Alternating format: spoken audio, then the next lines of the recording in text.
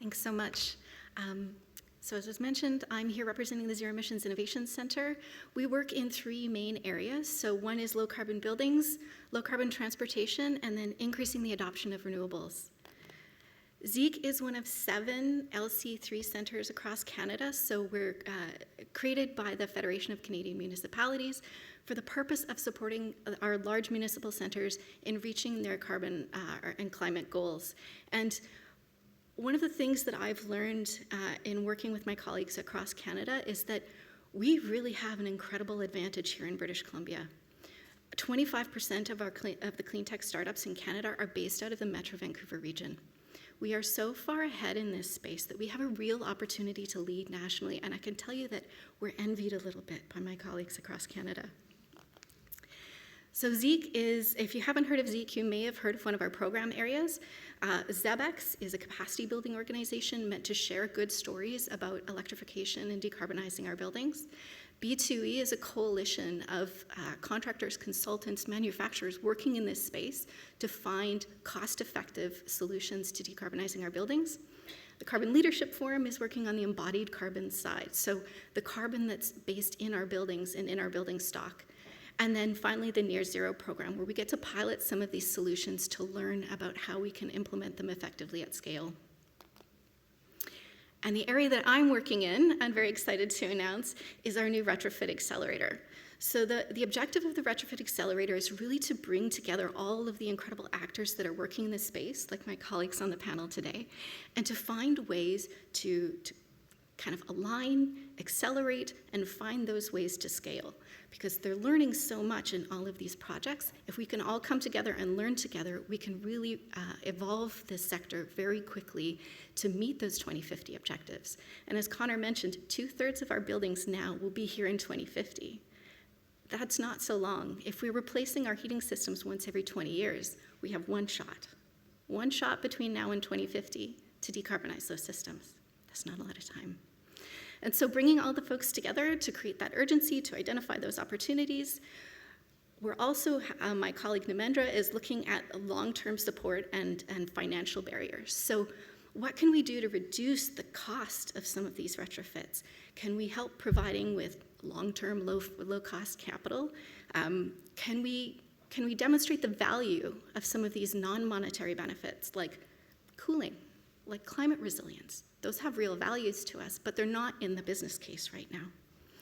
So we're also looking at establishing best practices, so bringing together all the stakeholders to form working groups to say, okay, what's working, what's not? Are we seeing the same barriers, and how can we work together to resolve them and develop those tools and standards that allow us to be more consistent in our application and more effective in the outcomes?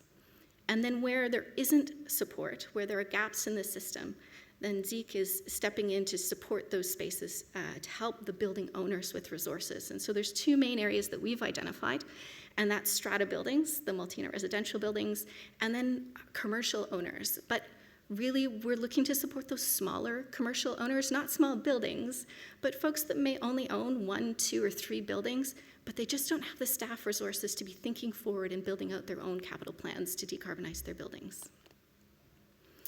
So the Retrofit Accelerator is a very exciting partnership between Metro Vancouver and the Zero Emissions Innovation Center, delivered through the ZEBx program stream. This is a very complicated slide. All I really want you to take away from this is there's a lot of really great organizations working in this space to help make decarbonizing your buildings easier, and some of them are here on the panel today.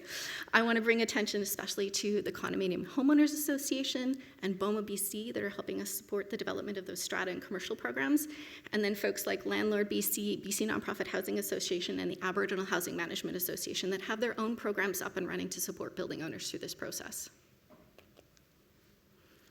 So kind of to bring it home, I talk a lot about strata buildings because I think many of us have experience in strata buildings. And it really does surface some of the issues that we've been talking about today. The technical solutions, they're complex, but we have solutions there. It really is about providing the right information at the right time to make good decisions. So we have 11,000 multi-unit residential buildings in British Columbia.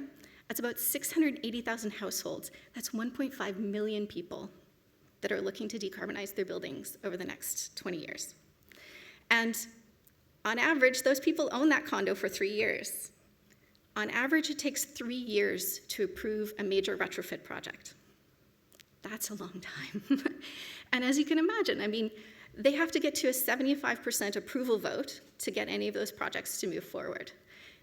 There's anywhere between 200 and 300 plus strata units in a building. So imagine getting together 300 of your closest neighbors to agree on a plan to move forward that's going to cost you money. That's hard. And they need good information to make those decisions. So through the strata programs that we've developed, the pilot that we've run with Metro Vancouver in the past, and programs that we have to hope to have up in market fairly soon, we really are talking about supporting stratas through every step of this process to provide them with good information and to reduce some of those barriers to implementation, and particularly around providing them good information at different stages. And one day I hope to be able to provide you, or to give you a little bit more information on that. And this is just an example for stratas. This is happening in market rental buildings, commercial buildings, and nonprofit housing as well. And I know the focus today is about GHG reductions, and that's really important for meeting our climate objectives, but that's not the only reason to be doing this work. So adding cooling to buildings, improving air quality, that has real health and safety benefits for our members.